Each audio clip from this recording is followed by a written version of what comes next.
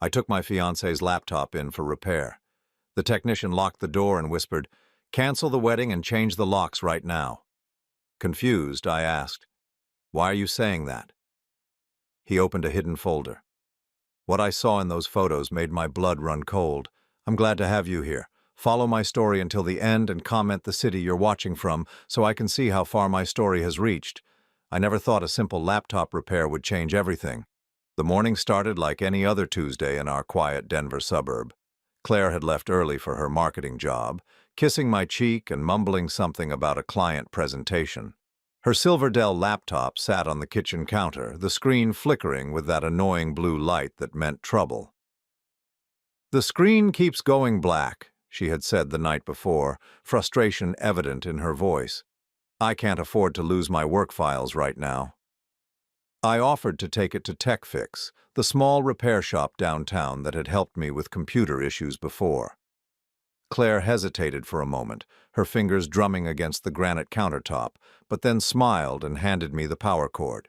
"You're a lifesaver, Patrick. Just make sure they don't go through my personal files, okay?" The request seemed reasonable. Everyone has private documents they don't want strangers seeing. I promised her I would mention it to the technician and left it at that. TechFix occupied a narrow storefront between a coffee shop and a dry cleaner. The familiar smell of electronic components and metal polish hit me as I walked in, carrying Claire's laptop in my worn leather messenger bag. Fluorescent lights hummed overhead, casting harsh shadows across shelves lined with dismantled computers and tangled cables. Dave Rodriguez, the owner, looked up from behind the counter.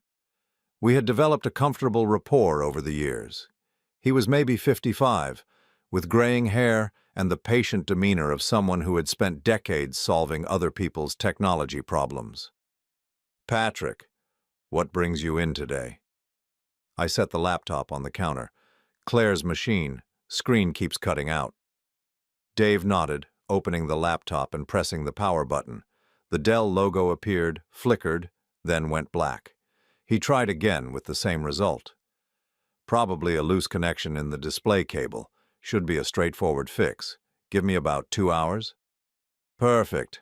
I'll grab lunch and come back."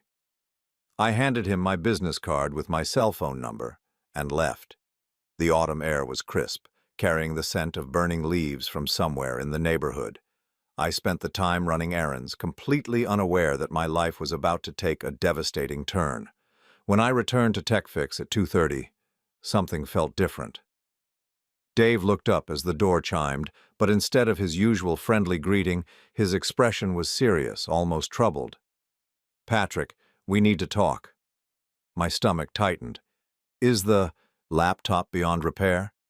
He glanced around the empty shop, then walked to the front door and turned the deadbolt.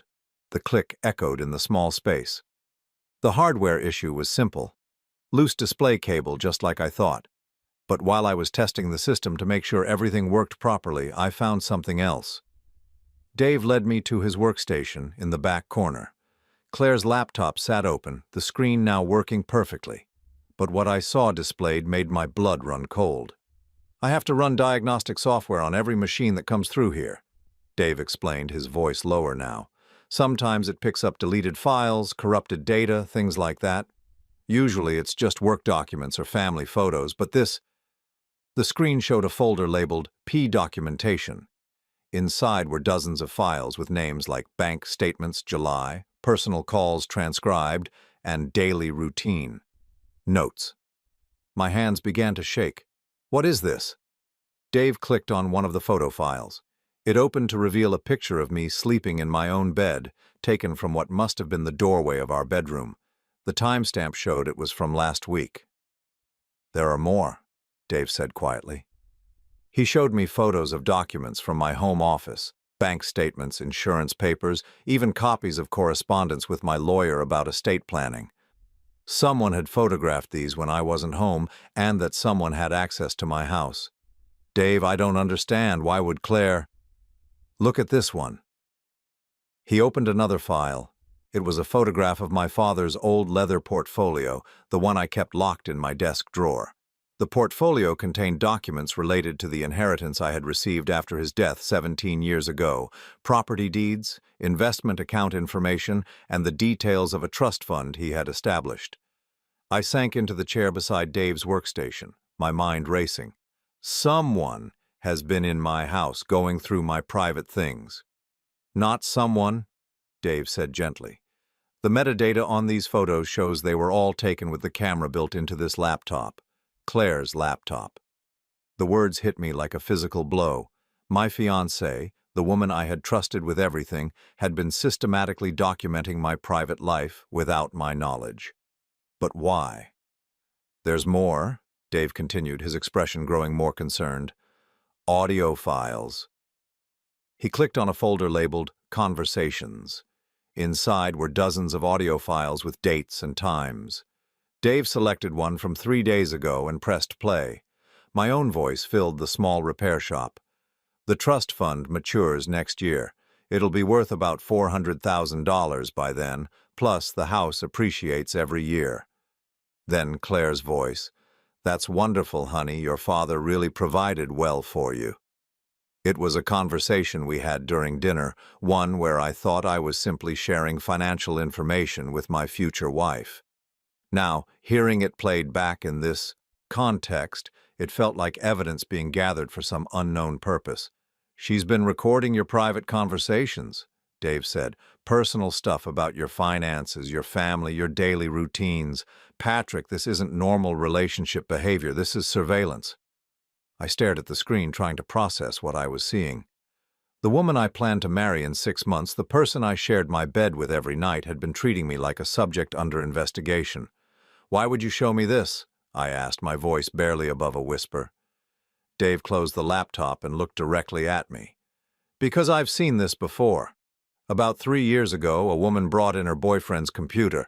Same type of files, same systematic documentation. Turned out she was a private investigator hired by his ex-wife to gather evidence for a custody battle. The repair shop suddenly felt too small, too warm. I loosened my tie, trying to steady my breathing. You think Claire is investigating me? I think someone hired her to investigate you, Dave said carefully. The question is who and why. I thought about the past few months, searching for signs I might have missed.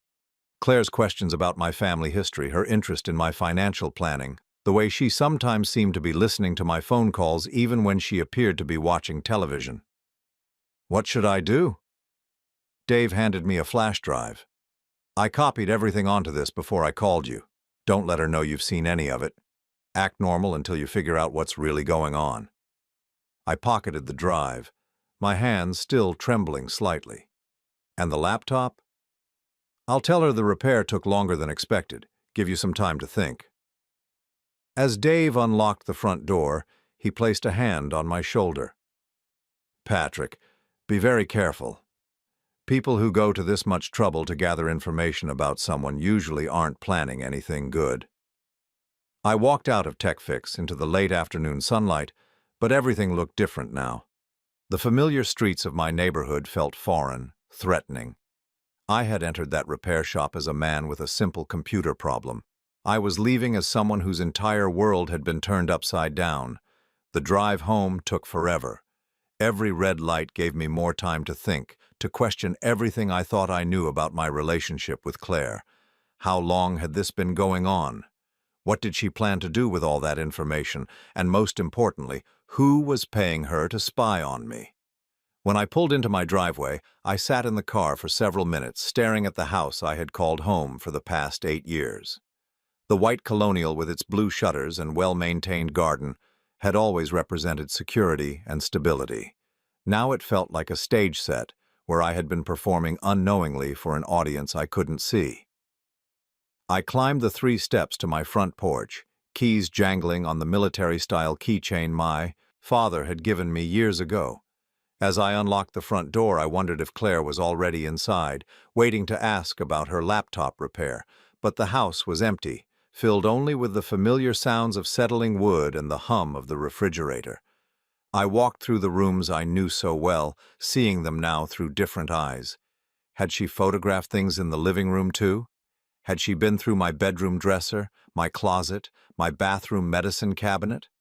The violation felt complete and absolute. This wasn't just about broken trust. This was about someone systematically invading every aspect of my private life, for reasons I couldn't begin to understand. I climbed the stairs to my home office, each step on the hardwood floor creaking in the familiar pattern I had known for years. My father's leather portfolio sat in the locked drawer where I always kept it.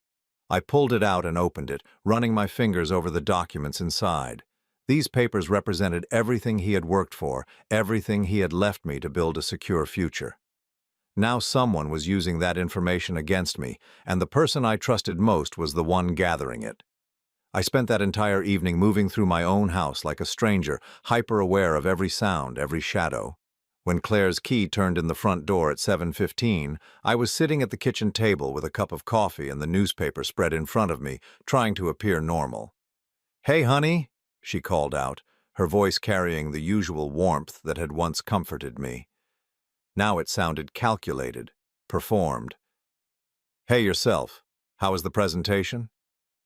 Claire appeared in the kitchen doorway, setting her purse on the granite countertop.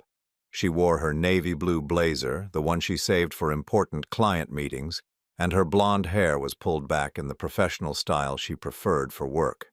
"It went well, really well, actually. We might land the Morrison account." She kissed my cheek, and I had to force myself not to flinch. "How did the laptop repair go?" I looked up from the newspaper, meeting her eyes. "Still working on it. Dave said it might take until tomorrow." "Tomorrow?" A flash of something crossed her face. Concern? Annoyance? "Did he say what was wrong with it?" "Display cable issue. Nothing major, just time-consuming to fix properly." Claire nodded, but I noticed her fingers drumming against the counter again, that nervous habit she had when something was bothering her. "I hope he's being careful with my files." I mentioned that to him. He's a professional. She smiled, but it didn't reach her eyes. "Good. I have some important client information on there." I watched her move around the kitchen, preparing her usual evening herbal tea. Everything looked the same as always, but now I was analyzing every gesture, every word, searching for deception. The woman I had planned to marry in 6 months was a stranger performing the role of my loving fiancé. "Patrick, are you okay? You seem distracted." "Just tired. Long day at the construction site." That night I lay in bed, listening to Claire's breathing, wondering how many times she had photographed me sleeping. The digital clock on my nightstand glowed 2:47 a.m.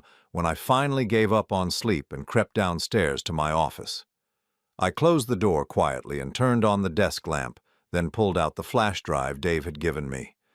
My hands shook slightly as I inserted it into my personal computer. The files appeared on screen, a catalog of my private life laid out like evidence in a court case. I spent the next 3 hours going through everything systematically. There were photos of bank statements dating back 8 months, screenshots of text messages I had sent to my lawyer about updating my will, even pictures of my daily calendar showing my work schedule and personal appointments. But it was the audio files that disturbed me most. Claire had been recording our conversations for months, carefully documenting every time I mentioned money, property, or family history. I listened to myself discussing the trust fund my father had established, the value of our house, even my thoughts about retirement planning. In one recording from 6 weeks ago, I heard myself telling Claire about my first marriage to Margaret and the financial settlement we had reached during the divorce.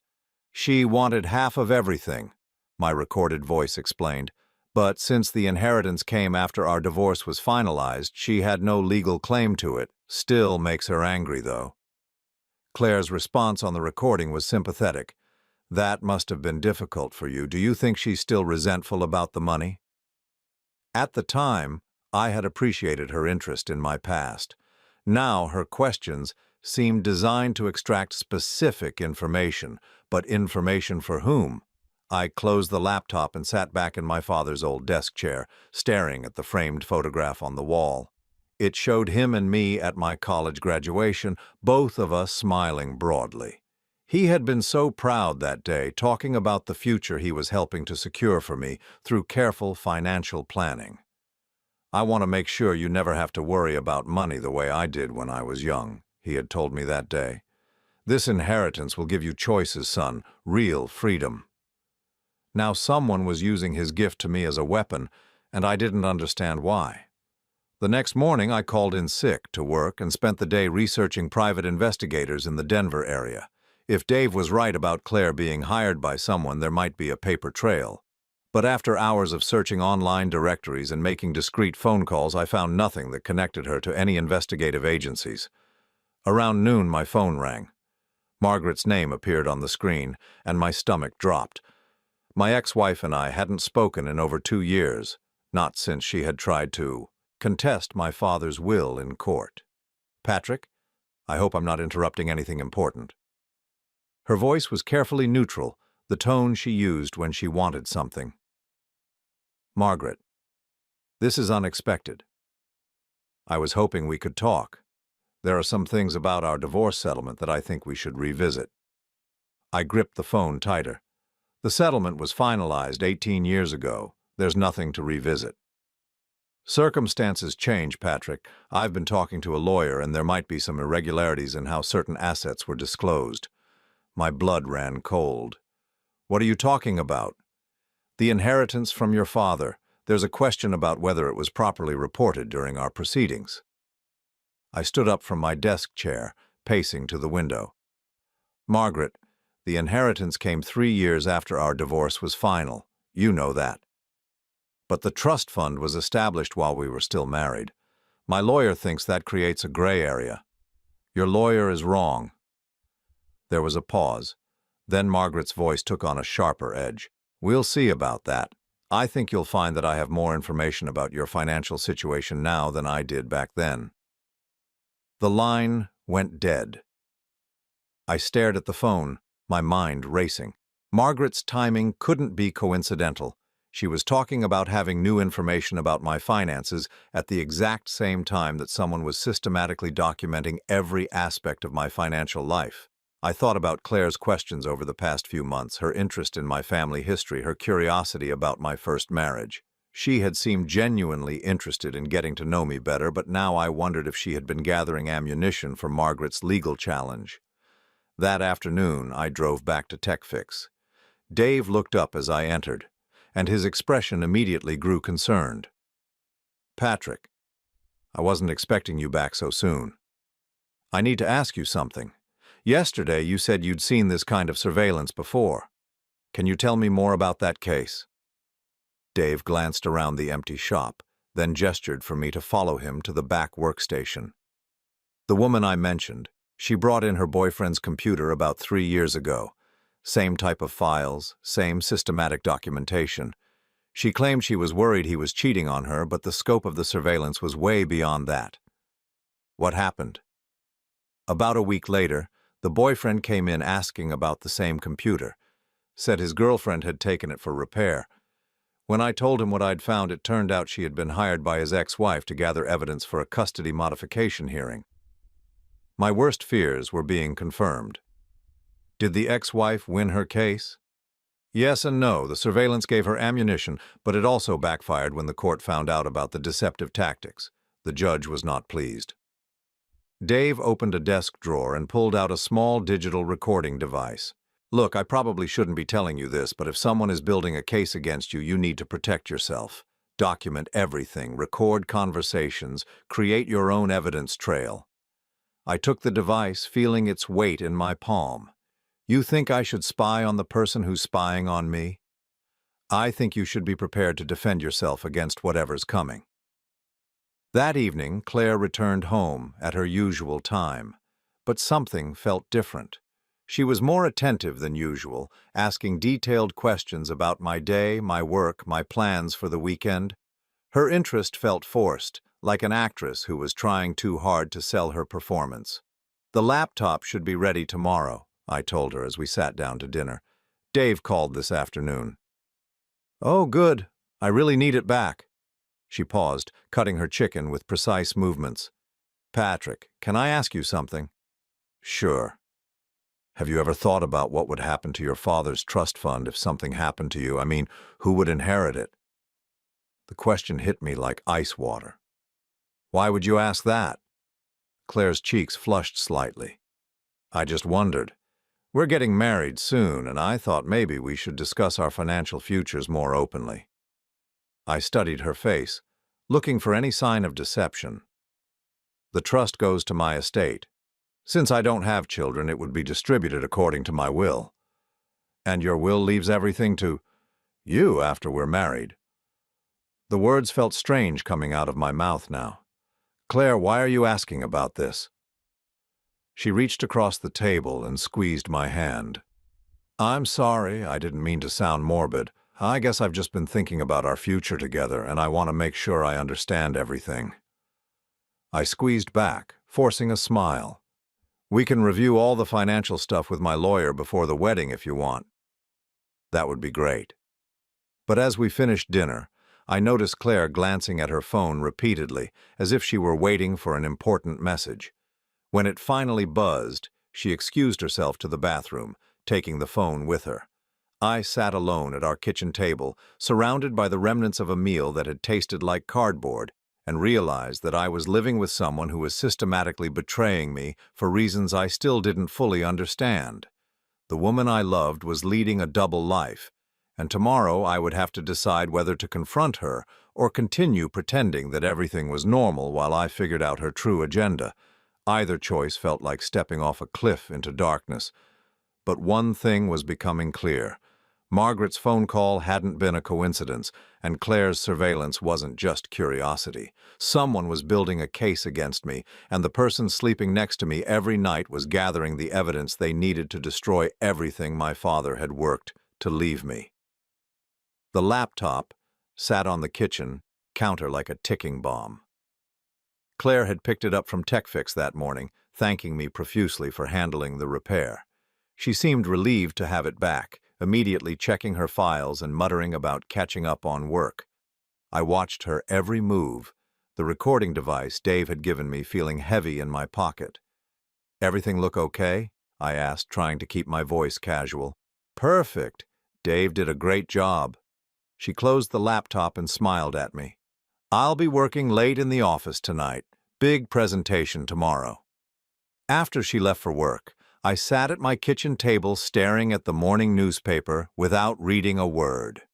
Margaret's phone call the day before kept replaying in my mind. Her comment about having more information about my financial situation felt like a threat, especially now that I knew someone had been systematically documenting every aspect of my economic life. I decided to call my lawyer, Robert Chen, who had handled both my father's estate and my divorce from Margaret. If she was planning some kind of legal challenge, he would need to know about it. "Patrick, good to hear from you." Robert's voice was warm over the phone. "What can I do for you?" "I need to ask you about something confidential. Margaret called me yesterday talking about revisiting our divorce settlement. She mentioned irregularities in asset disclosure." There was a pause. "That's interesting timing." "What do you mean?" "I received a call from a law firm in Colorado Springs yesterday. They're representing someone who claims to have new information about assets that weren't properly disclosed during your divorce proceedings." My stomach dropped. "Did they mention Margaret specifically?" "Not by name, but they asked very specific questions about the timing of your father's trust fund establishment and the inheritance you received. Questions that only someone with detailed inside knowledge would know to ask." I gripped the phone tighter. "Robert, I need to tell you something. I think my fiancée has been gathering information about my finances for months. I have evidence that she's been photographing documents and recording private conversations." "Jesus, Patrick, are you sure?" "Completely sure. The question is whether she's working with Margaret to challenge the inheritance." Robert's voice became more serious. "If that's true, we need to act quickly. Can you come to my office this afternoon? Bring whatever evidence you have." 2 hours later, I sat in Robert's downtown office, showing him the files Dave had copied from Claire's laptop. Robert's expression grew darker as he examined each document and listened to the audio recordings. "This is systematic surveillance," he said finally. And given the timing of that call from the Colorado Springs firm, it's clearly connected to a legal strategy against you. But how could Margaret afford to hire a private investigator? She's been struggling financially for years. Robert leaned back in his leather chair, steepling his fingers. Patrick, there's something I never told you about your divorce settlement. Margaret tried to hire several law firms to challenge your father's inheritance, but nobody would take her case because it was clearly without merit. The trust was established after your separation, and the inheritance came years after the divorce was final. So why would anyone take her case now? Because now she has inside information. Documentation of your current assets, evidence of how you've managed the inheritance, proof of your lifestyle and spending patterns. With the right spin, a clever lawyer might be able to argue that the trust was always intended for you, which could create an argument for community property rights. I felt sick. Even though we've been divorced for 18 years, it's a long shot, but stranger things have happened in family court, especially if they can demonstrate that assets were concealed during the original proceedings. Robert pulled out a legal pad and began making notes. We need to figure out exactly what kind of arrangement Margaret has with your fiancé. Is Claire being paid for this information? Is she a licensed private investigator? And most importantly, what's their endgame? That evening, I came home to find Claire cooking dinner in our kitchen. She was making her specialty, chicken piccata, and the familiar smell should have been comforting. Instead, it felt like another performance in the elaborate deception she had been maintaining. "You're home early," she said, not looking up from the stove. "I thought you had a client meeting this afternoon." "Canceled. How was your presentation?" "Really well. The Morrison account is basically ours." She turned to face me, and I noticed dark circles under her eyes. "Patrick, is everything okay? You've seemed distant the past couple of days." I studied her face, looking for any sign of guilt or deception. She appeared genuinely concerned, which made the betrayal feel even more devastating. "Just work stress, nothing to worry about." We sat down to dinner, and Claire seemed more relaxed than she had in days. She talked about her colleagues, shared office gossip, and asked about my construction projects. It felt almost normal, except for the recording device in my pocket and the knowledge that every word might be documented for someone else's benefit. "Claire, can I ask you something?" "Of course." "Have you ever met my ex-wife, Margaret?" Claire's fork paused halfway to her mouth. "Margaret? No, why would I have met her?" "Just curious. She called me yesterday asking about the divorce settlement, made it sound like she had new information about my finances." "That's strange, after all these years." I watched Claire's reaction carefully. Her surprise seemed genuine, but I had learned not to trust my ability to read her anymore. "Yeah, very strange. My lawyer thinks she might be planning some kind of legal challenge." Claire set down her fork. "Can she do that? I mean, you've been divorced for almost 20 years.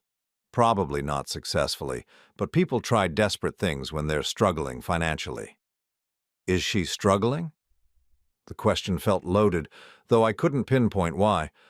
"As far as I know, she never remarried, works part-time as a substitute teacher. I can't imagine she has money to hire expensive lawyers." Claire nodded thoughtfully. "Maybe she found a lawyer who works on contingency?" "Maybe." After dinner, Claire went upstairs to take a bath, saying she needed to relax after her stressful presentation day. I waited until I heard the water running, then quietly moved to the small desk in our living room where Claire sometimes worked on her laptop in the evenings. I wasn't sure what I was looking for, but I needed to find some concrete connection between Claire and Margaret.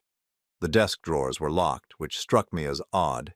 In 3 years of living together, I had never known Claire to lock anything in our house. I went to my toolbox in the garage and found a small screwdriver that would work on the simple desk lock. My hands shook as I worked the mechanism, feeling like a criminal in my own home. The lock popped open after a few minutes of careful manipulation. Inside the top drawer, I found a manila folder labeled Research Notes. My heart pounded as I opened it. The folder contained printed emails, handwritten notes, and several business cards for law firms in Colorado Springs and Denver. but it was the letterhead on one document that made my blood run cold. Margaret Holloway, Consultation Notes. The document was dated 3 weeks ago and contained detailed information about my daily routine, my work schedule, and my financial habits. Below that was another document titled Asset Documentation Timeline with a list of items that needed to be photographed or recorded. Every item on the list corresponded to something I had seen in the files Dave had shown me: bank statements, insurance papers, property deeds, audio recordings of financial discussions. At the bottom of the folder was a business card for a law firm called Henderson & Associates, Family Law Specialists. Someone had written on the back in Claire's handwriting, "Consultation scheduled, discuss community property arguments and concealment claims." I photographed everything with my phone, my hands trembling so badly I had to take several shots to get clear images. Then I carefully replaced everything exactly as I had found it and relocked the drawer. When Claire came downstairs 20 minutes later, wrapped in her terry-cloth robe with her hair in a towel, I was sitting on the couch watching television as if nothing had happened. "Feel better?" I asked. "Much." That bath was exactly what I needed. She curled up beside me on the couch. "What are you watching?" "Just the news." She rested her head on my shoulder, and I had to fight every instinct to pull away. The woman I had planned to marry, the person I had trusted with my most intimate thoughts and feelings, was actively working to destroy me financially. And she was doing it while playing the role of loving fiancé so convincingly that part of me still wanted to believe it was all a misunderstanding. "Patrick." "Yeah?" "I love you." The words hit me like physical blows. "I love you too." It was the last lie I would tell her. The next morning I called Robert Chen before Claire woke up. "I found the connection," I told him, keeping my voice low. "Claire has been meeting with Margaret. I found consultation notes, meeting schedules, everything. Can you get me copies of those documents?" "I already photographed them. But Robert, there's something else. I think they're planning to claim that my father's trust was established as a way to hide assets during the divorce." "That's completely false." "I know that, and you know that. But if Claire has been gathering enough documentation about my current lifestyle and spending patterns, they might be able to create a convincing narrative that I've been living off hidden marital assets all these years." Robert was quiet for a moment. "Patrick, you need to be very careful here. If they're building a case, they might try to get you to say or do something that supports their theory. Don't sign anything, don't make any large financial transactions, and don't discuss your assets with anyone." "What about Claire?" "Keep acting normal until we figure out exactly what kind of legal action they're planning, but be aware that anything you say to her is probably being documented." After we hung up, I sat in my kitchen drinking coffee and watching Claire sleep through our bedroom doorway upstairs. She looked peaceful, innocent, nothing like someone who was orchestrating the systematic destruction of my financial security. But now I knew the truth. The woman I had trusted with my heart was working with my ex-wife to steal everything my father had worked to leave me. They had turned my own home into a surveillance operation, my most intimate moments into evidence against me. The betrayal was complete, but the fight was just beginning. The law offices of Henderson & Associates occupied the top floor of a glass building in Colorado Springs, about an hour south of Denver. I had called that morning, claiming to be interested in family law services, and managed to schedule a consultation under a false name. I needed to understand exactly what kind of case Margaret and Claire were building against me. The receptionist, a middle-aged woman with kind eyes, led me to a conference room overlooking the mountains. "Mr. Henderson will be with you shortly," she said, offering coffee that I declined. My nerves were already stretched to their limit. James Henderson appeared 15 minutes later, a tall man in his 50s with the confident bearing of someone who had won more cases than he had lost. He settled into the chair across from me and opened a legal pad. "So, Mr. Williams," he said, using the fake name I had given, "you mentioned on the phone that you're dealing with a complex divorce situation involving hidden assets?" I had prepared a story that mirrored my own situation, but with enough changes to avoid suspicion. My wife and I divorced about 20 years ago. Recently, she's discovered that I inherited money from a family trust that was established while we were married, but she didn't know about it during the divorce proceedings. Henderson nodded, making notes. And she believes she has a claim to those assets now? She thinks so. The thing is, the trust was set up by my father after we had already separated, and I didn't receive any inheritance until years after the divorce was final.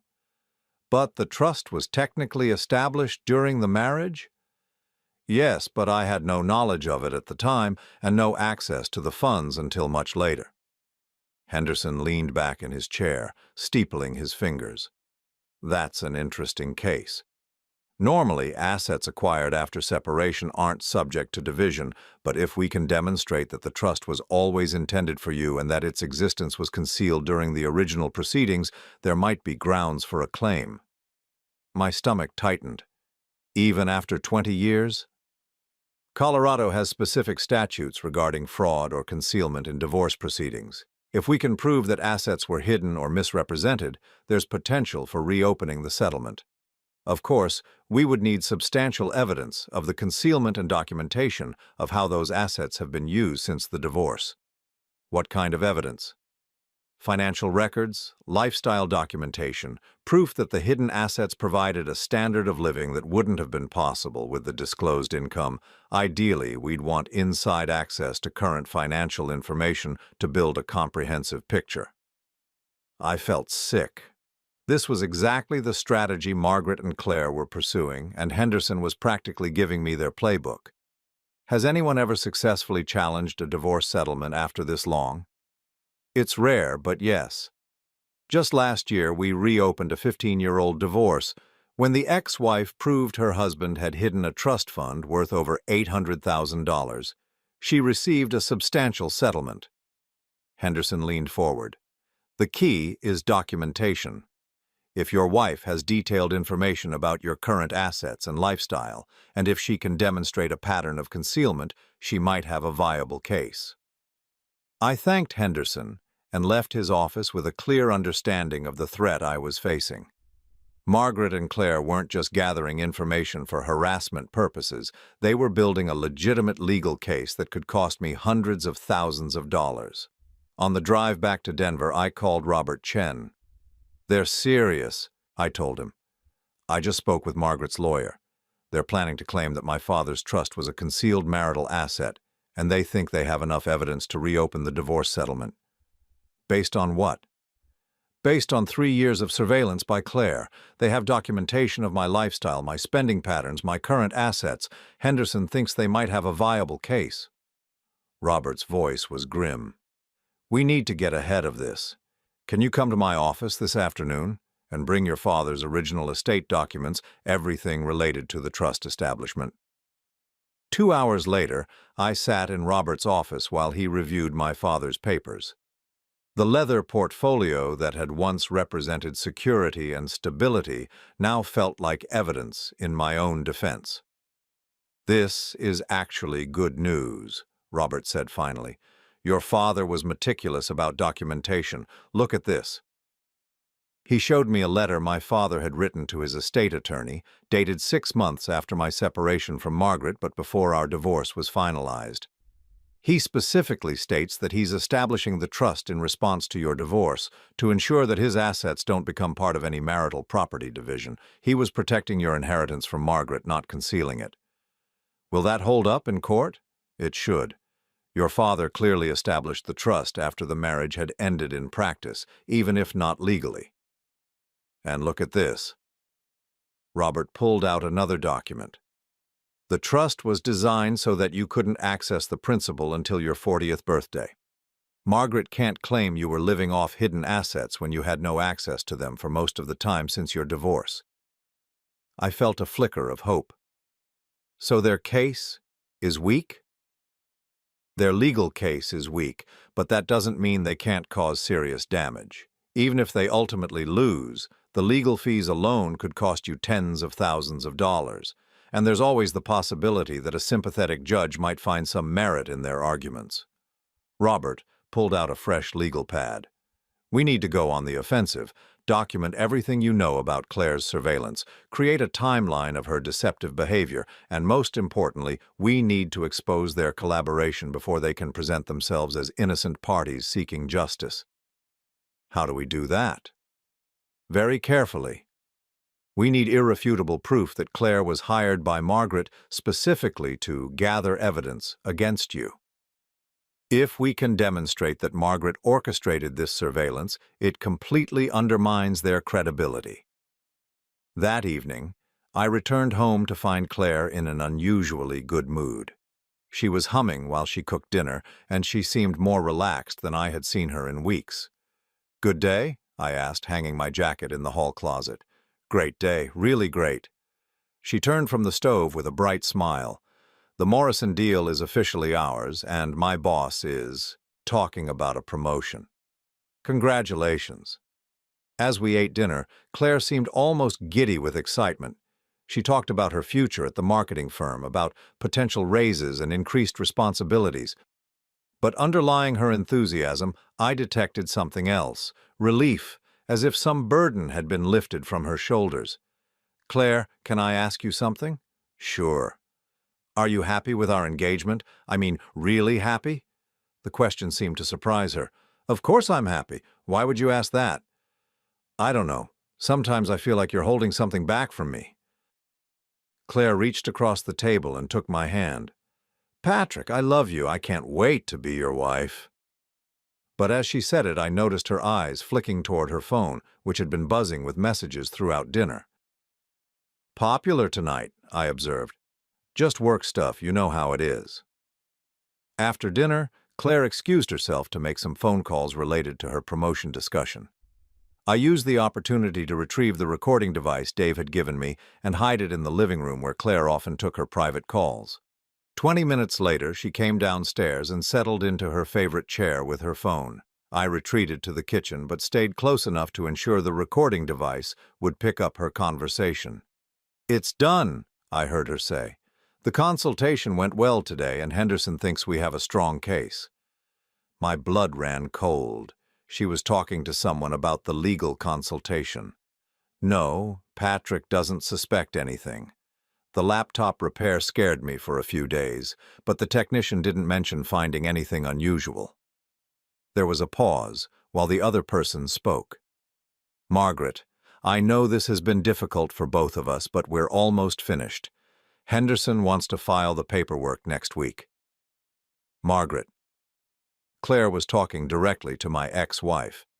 "I have copies of everything: bank statements, property records, insurance documents, even recordings of our private conversations about money. Henderson said it's more than enough to prove concealment."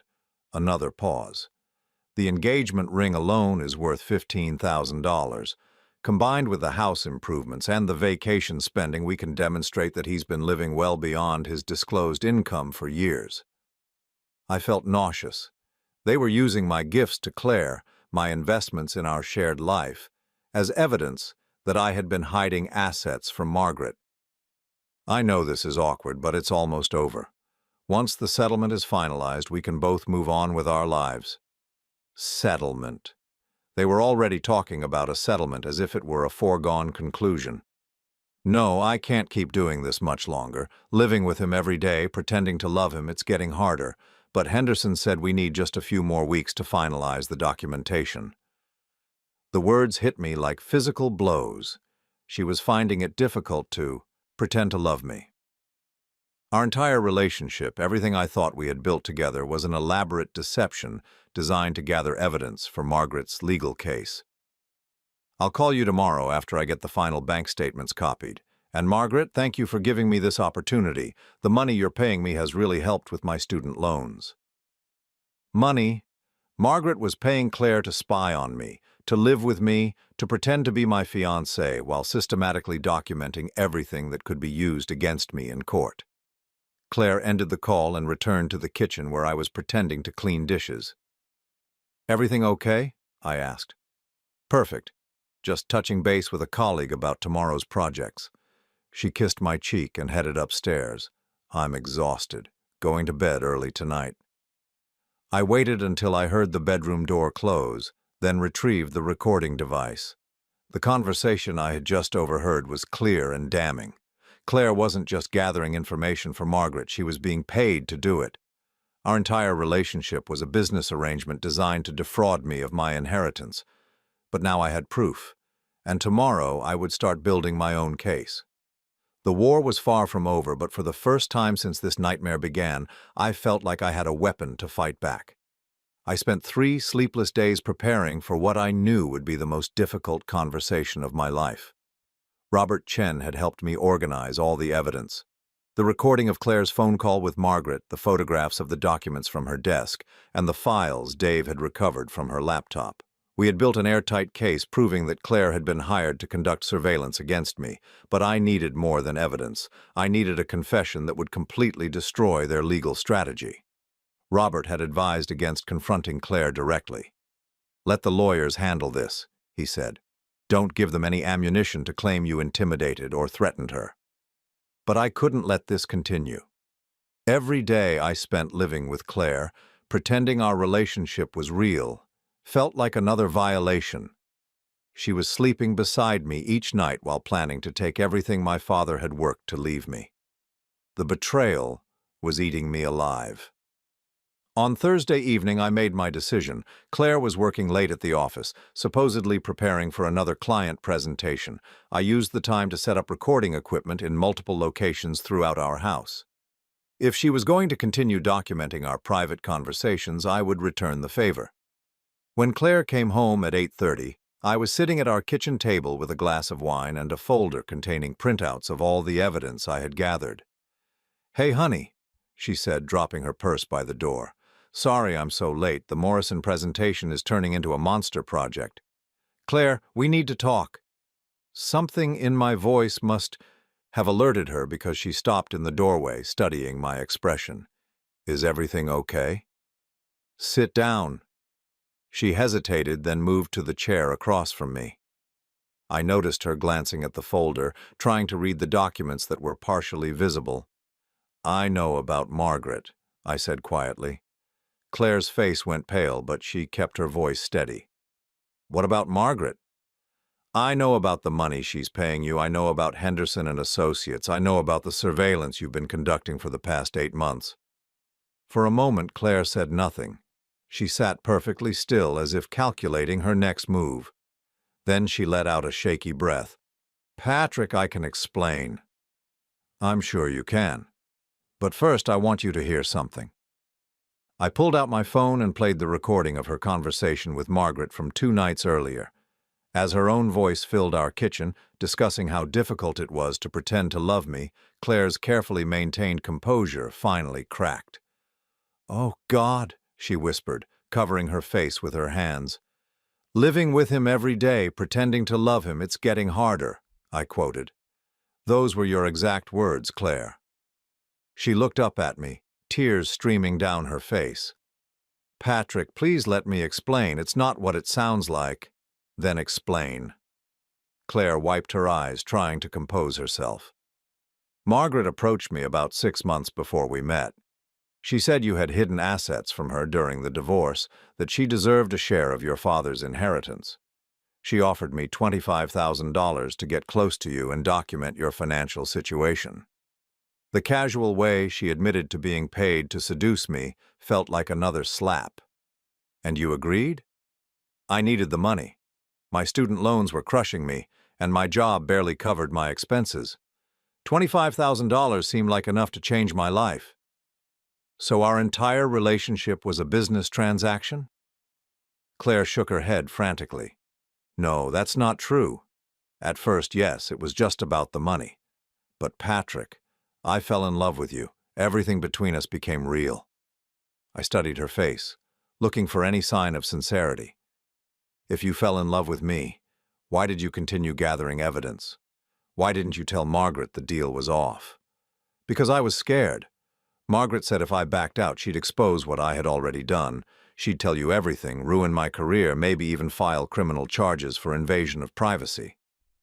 So you chose to keep betraying me rather than face the consequences of what you'd already done." Claire reached across the table toward my hand, but I pulled away. "Patrick, I was trapped. I wanted to tell you the truth so many times, but I didn't know how. You could have started by not recording our private conversations about money. You could have stopped photographing my personal documents. You could have refused to help Margaret build a case against me.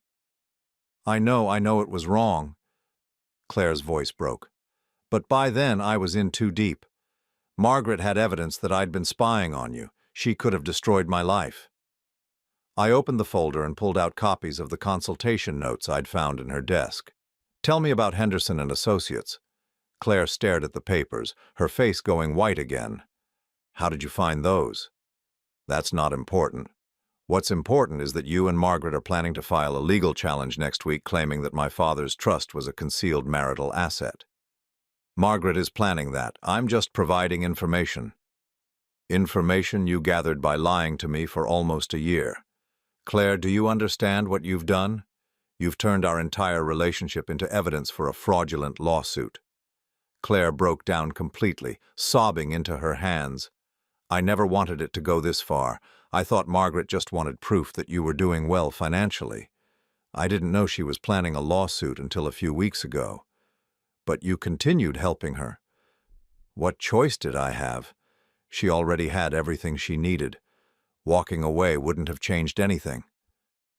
I leaned back in my chair, feeling emotionally drained. Part of me wanted to believe that Claire's feelings for me had been genuine, but her actions spoke louder than her words. "Claire, I need you to understand something. The legal case you've helped Margaret build is based on false premises. My father specifically established that trust after Margaret and I separated to protect my inheritance from exactly this kind of claim. We have documented proof of his intentions." Claire looked up sharply. "What do you mean?" "I mean Margaret's lawsuit is going to fail. She's not going to get a penny of my inheritance, and she's going to face serious legal consequences for orchestrating this surveillance scheme." "But Henderson said the case was strong." "Henderson was telling Margaret what she wanted to hear to get her to pay his retainer fees. Any competent family law attorney would have explained that her claim has no merit." Claire stared at me in growing horror. "Are you saying this was all for nothing?" "I'm saying you destroyed our relationship and committed multiple crimes to help Margaret pursue a case that was doomed from the beginning." We sat in silence for several minutes. Claire continued crying softly while I tried to process the enormity of what she had done to us. "What happens now?" she asked finally. "That depends on you." "What do you mean?" I pulled out a legal document that Robert had prepared. "This is a sworn affidavit detailing everything you just told me about Margaret hiring you to conduct surveillance.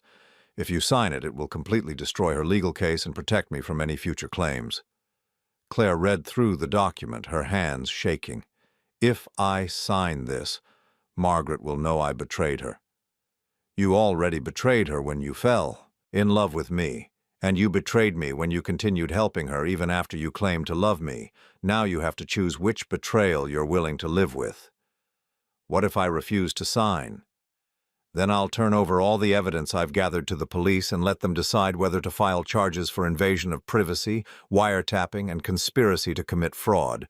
Margaret will still lose her lawsuit, but you'll both face criminal prosecution." Claire stared at the affidavit for a long time. "If I sign this, what happens to us?" The question broke my heart, because I could hear genuine pain in her voice. Despite everything she had done, I believe she did develop real feelings for me. But those feelings weren't enough to overcome the magnitude of her betrayal. "There is no us anymore, Claire. You made sure of that when you chose to prioritize Margaret's threats over your supposed love for me."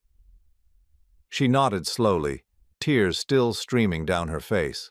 I know I ruined everything." Claire picked up the pen and signed the affidavit. As she wrote her name, I felt a mix of relief and sadness. Relief that I finally had the evidence I needed to protect myself, and sadness that the woman I had planned to marry was capable of such calculated deception. "I'll pack my things tonight," she said quietly. "I think that's best."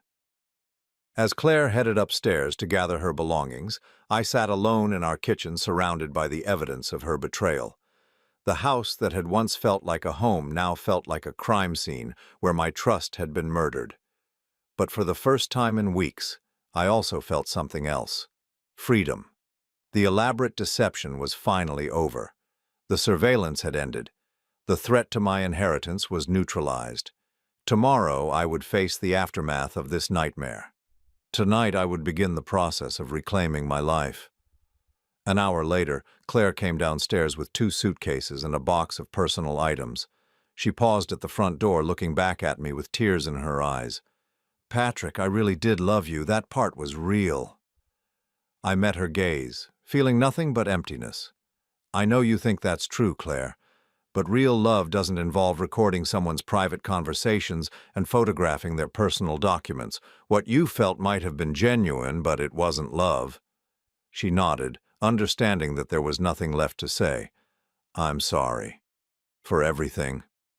After she left, I walked through our house, turning off the recording equipment I had installed. The silence was profound, almost sacred. For the first time in months, I was truly alone, with no one watching, no one listening, no one gathering evidence against me. I poured myself a whiskey and sat on my father's old leather chair in the living room, holding the signed affidavit that would end Margaret's legal challenge before it began.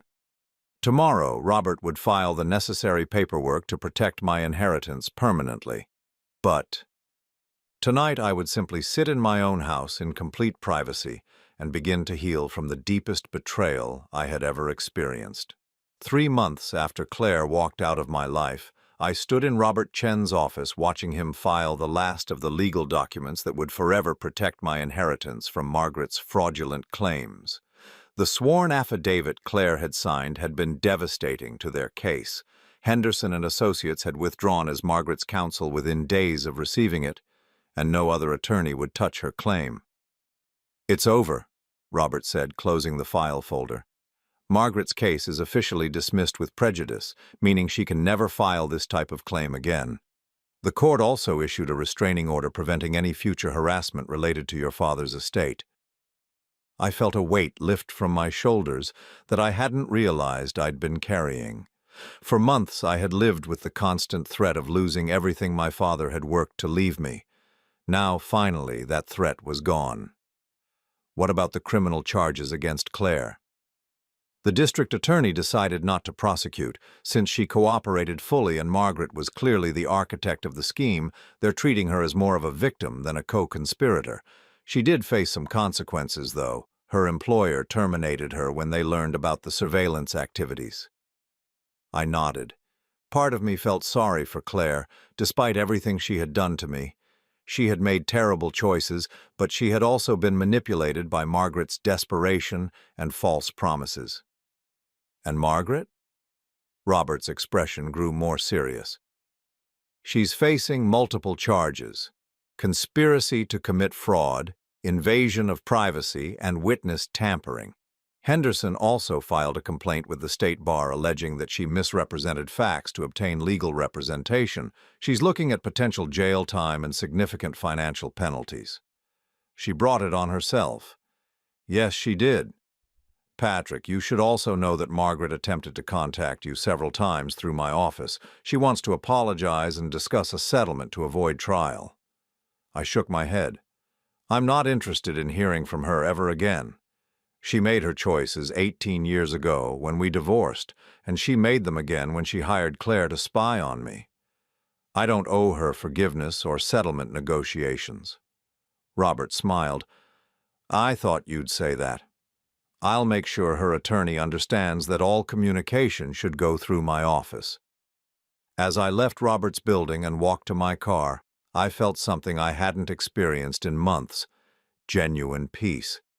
The constant anxiety about being watched and recorded was gone. The fear of losing my financial security had evaporated. For the first time since this nightmare began, I could simply live my life without looking over my shoulder. That evening, I did something I hadn't done since discovering Claire's betrayal, or friends over for dinner. Dave Rodriguez from TechFix and his wife Maria joined me for steaks on my back patio. It felt good to have honest conversation and genuine laughter filling my house again. "How are you holding up?" Dave asked as we sat around the outdoor fire pit after dinner. This whole situation must have been incredibly difficult. It was, I admitted, but in some ways, I think it was necessary. I learned things about myself and about trust that I needed to learn. Maria leaned forward. Like what? I thought about her question for a moment, watching the flames dance in the fire pit. I learned that I have better instincts than I gave myself credit for. Deep down, I knew something was wrong with Claire long before I found the evidence. I just didn't trust myself enough to act on those feelings. And now? Now I trust my own judgment. I won't ignore red flags or make excuses for behavior that doesn't feel right. Dave nodded approvingly. That's a valuable lesson, even if it came at a high cost. It did come at a high cost, but you know what? I'm grateful for what happened. Both Dave and Maria looked surprised. I'm grateful because I learned who Claire really was before I married her. Imagine if I'd discovered all this after we'd been married for several years, maybe with children involved. The betrayal would have been even more devastating, and the legal complications would have been nightmare. You really see it as a blessing in disguise? Maria asked. I do. My father left me that inheritance to give me freedom and security. If I'd married Claire, I would have been sharing my life with someone who was fundamentally dishonest and manipulative. That's not freedom. That's not security. That's a prison disguised as a partnership. We talked until late into the evening, and for the first time in months, I felt like myself again. The laughter was genuine, the conversation was honest, and nobody was recording anything for evidence in a legal case. After Dave and Maria left, I walked through my house, turning off lights and setting the security system. Every room felt different now that I knew I was truly alone. The paranoia was gone, replaced by a sense of sanctuary that I had almost forgotten was possible. In my bedroom, I opened the drawer of my nightstand and pulled out a small velvet box.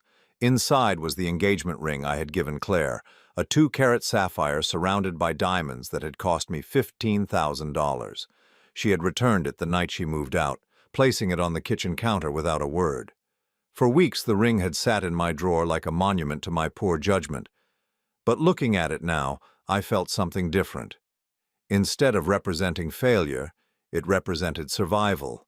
I had escaped a relationship that would have destroyed me financially and emotionally. Tomorrow I would return the ring to the jeweler. The money from its sale would go into my father's trust, adding to the legacy he had worked so hard to preserve. The next morning I woke up naturally for the first time in months without the anxiety that had been plaguing my sleep.